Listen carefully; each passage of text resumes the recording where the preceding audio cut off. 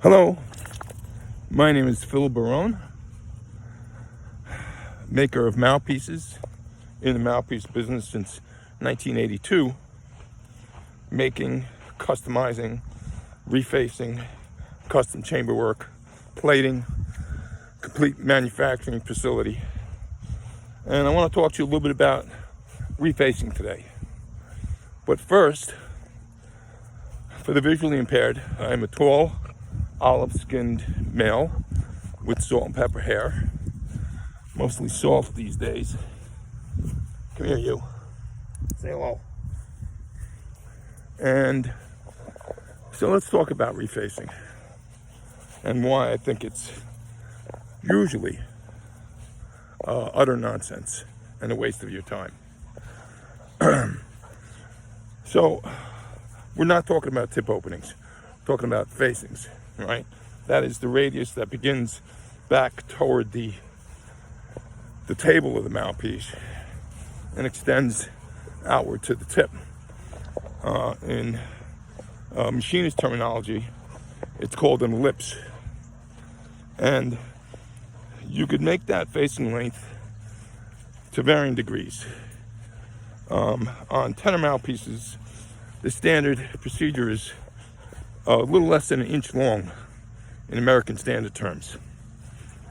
Now, you could change that gradation. You could make the overall facing length longer, shorter, or you can vary the degree of how steep that curve is.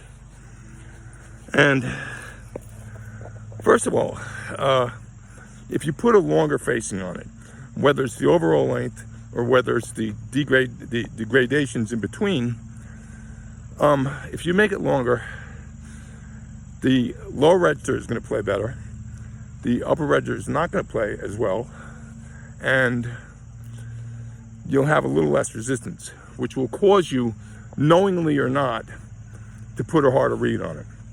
So basically you'll end up with the same thing. And a lot of fuss has been made over this, and I was one of the people that started it. Me and Dave Gardella were doing it before the plethora of guys that are doing it now. And I don't personally know anyone that was such a great a player that they would know the difference substantially once you switch reeds and stuff like that. Another thing that has been made a big to-do of is slight inaccuracies in the mouthpiece, whether it be a rail that's a tiny bit wider or a tiny bit narrower, or if it was crooked, right? Which brings me to mind a guy that came to me that was a very high-level player, and his facing radius was crooked in both directions. And he wanted me, he didn't know that when he brought it to me, and he wanted me to make him a backup mouthpiece because he loved it so much. Once you put a reed on, a cane reed, and a synthetic reed, you are assisting that radius in any way that the reed sees fit. In other words, if it leans to the right, then a reed that's heavier on the right side will work better. So in some cases, it's actually beneficial to have a facing that's a little crooked, depending on the reed. Once you put that reed on and you put that mouth on, all bets are off. So, and I just remind you, I did this for a very long time, probably longer than anybody alive. And there are a lot of psychological factors.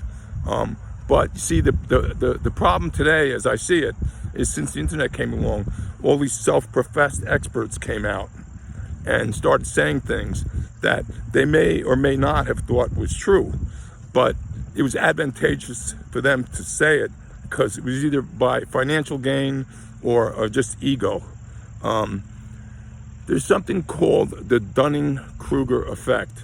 It's a cognitive bias. It's a term used by psychologists and psychiatrists that has proven that people with little knowledge can say things and believe what they're saying, and that's rampant on the internet.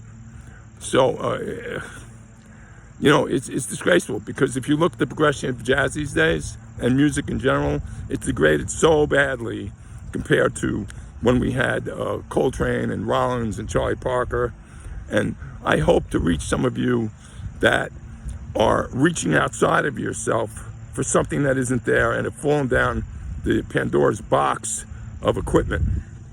As I heard someone say recently, don't buy a condo on Mars from the pimp of materialism. And the music is in you. It's not outside. It's not in a piece of equipment. I played Steve Grossman's saxophone once in his hotel room, and it was unplayable, virtually unplayable for me. That night, Steve went out. He blew his crews off the horn. It's not the equipment, folks. So I hope I've reached some of you. And yeah, okay, good luck to all of you.